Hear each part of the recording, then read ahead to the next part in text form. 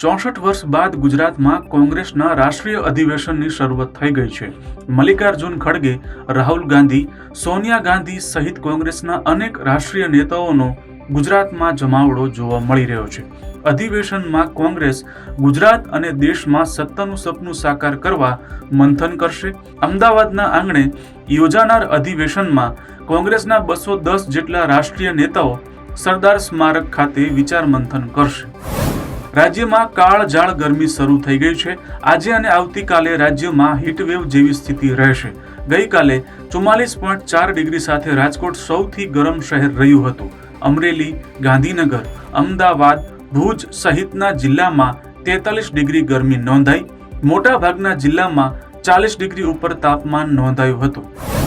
Association four democratic reforms એટલે કે ADRના report મુજબ વર્ષ 2023-24માં 5 રાષ્ટ્રીય પક્ષોને કુલ 2544.27 કરોડનું દાન મળ્યું હતું.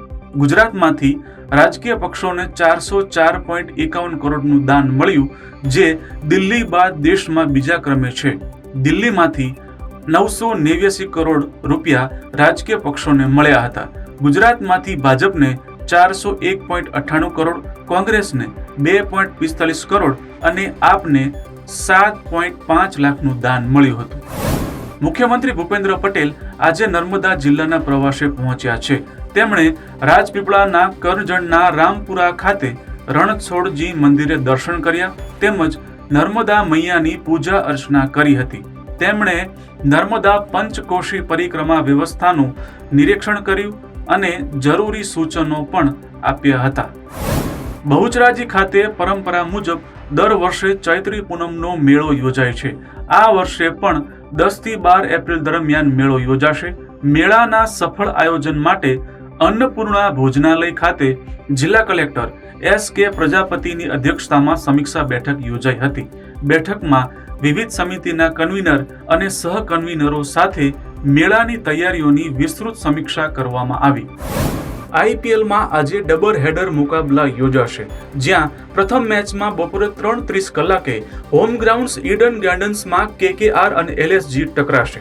બીજી મેચમાં પંજાબ કિંગ્સ અને ચેન્નાઈ સુપર કિંગ્સ વચ્ચે ટક્કર થશે. 5 વખતની ચેમ્પિયન ચેન્નાઈએ વર્તમાન સિઝનમાં ખરાબ શરૂઆત કરી છે. સ્પર્ધામાં પરત ફરવા ચેન્નાઈને આજની મેચ જીતવી જરૂરી છે. છત્તીસગઢમાં નક્સલ નાબૂદી અભિયાનનો અસરકારક અમલ થઈ રહ્યો છે. છત્તીસગઢના દંતેવાડા જિલ્લામાં 26 નક્સલવાદીઓએ સુરક્ષા દળો સમક્ષ આત્મસમર્પણ કર્યું હતું. આ નક્સલવાદીઓમાં વિવિધ સંગઠનોના સક્રિય સભ્યો સામેલ છે. જંગલમાં નક્સલવાદની હિંસા, શોષણ અને મુશ્કેલ જીવનથી કંટાળીને આ લોકોએ મુખ્ય પ્રવાહમાં આવવાનું નક્કી કર્યું હતું.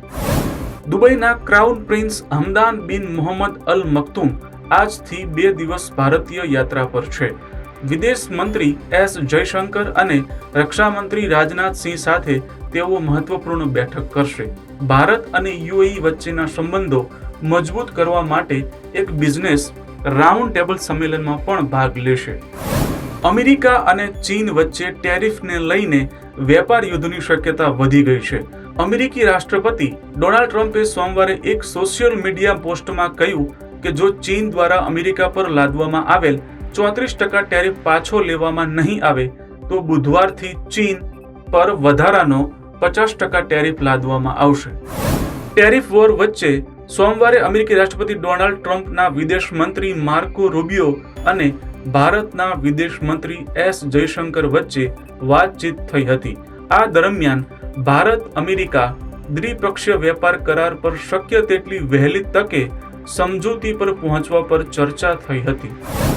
ભારતીય હવામાન વિભાગે આજે રાજસ્થાન, મધ્યપ્રદેશ, ગુજરાત, હરિયાણા, દિલ્હી, ઉત્તર પ્રદેશ સહિત 9 રાજ્યોમાં હીટવેવ એલર્ટ જાહેર કર્યું છે.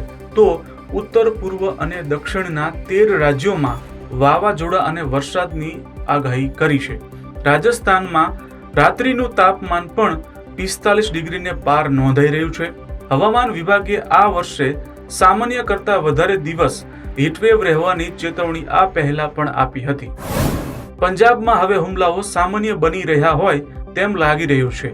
આ ક્રમમાં જલંધરમાં ભાજપના મોટા નેતા મનોરંજન કાલિયાના ઘર પર ગ્રેનેડ હુમલો થયો હતો. ઘટનાની જાણ થતાં પોલીસની ટીમ ઘટના સ્થળે પહોંચી હતી. જલંધરના ડીસીપી મનપ્રીત સિંહે કહ્યું કે ફોરેન્સિક ટીમ તપાસ કરીને રિપોર્ટ આપશે. હુમલાખોરોને પકડવાની દિશામાં કાર્યવાહી શરૂ કરવામાં આવી છે. ભારતીય સેનાના પ્રમુખ જનરલ ઉપેન્દ્ર દ્વિવેદીએ વર્તમાન સુરક્ષા સ્થિતિ અને ઓપરેશનલ તૈયારીનું મૂલ્યાંકન કરવા શ્રીનગરની મુલાકાત લીધી હતી. આ દરમિયાન ચિનાર કોર્પ્સ કમાન્ડરે વિસ્તૃત માહિતી આપી હતી. આર્મી ચીફે ફોર્મેશન કમાન્ડરો સાથે પણ વાતચીત કરી અને વર્તમાન સુરક્ષા પર વિવિધ મુદ્દે ચર્ચા કરી હતી. પ્રધાનમંત્રી નરેન્દ્ર મોદીએ તેમના નિવાસ સ્થાને મુદ્રા યોજનાના લાભાર્થીઓ સાથે વાતચીત કરી હતી.